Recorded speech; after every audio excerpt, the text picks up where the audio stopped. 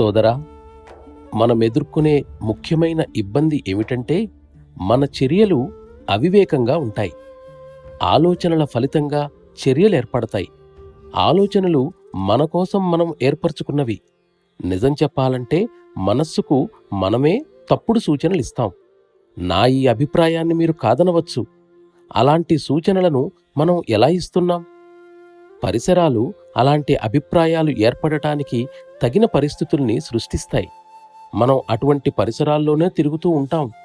అందుకే ప్రకృతి సిద్ధమైన పరిసరాలు, వాతావరణం ఉండే పర్వతాలకు వెళ్ళండని ప్రాచీన ఋషులు ప్రోత్సహించేవారు. ఆ విధంగా నిర్దేశించిన ప్రదేశం మానవ నివాసాలకు చాలా దూరంగా ఉండేది. ఎవరైనా వ్యక్తి పర్వత శిఖరాన్ని చేరితే అక్కడ అతనికి ఏ ఆలోచనలు రావు.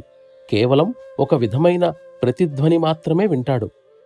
స్వచ్ఛత జీవి నుండే మొదలవుతుంది. అంతర్గత వాతావరణాన్ని సరిగ్గా వినియోగింపకపోవడం వలన తప్పుడు సూచనల ఫలితంగా మలినాలు ఏర్పడ్డాయి.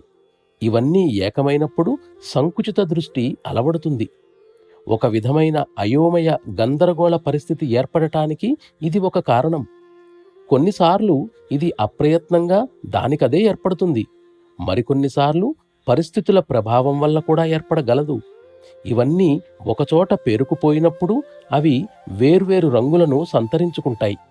ఇవన్నీ ఎగువ భాగంలో గల మనస్సుకు సూచనలిచ్చే దిగువ మనస్సును కలుషితం చేస్తున్నాయి.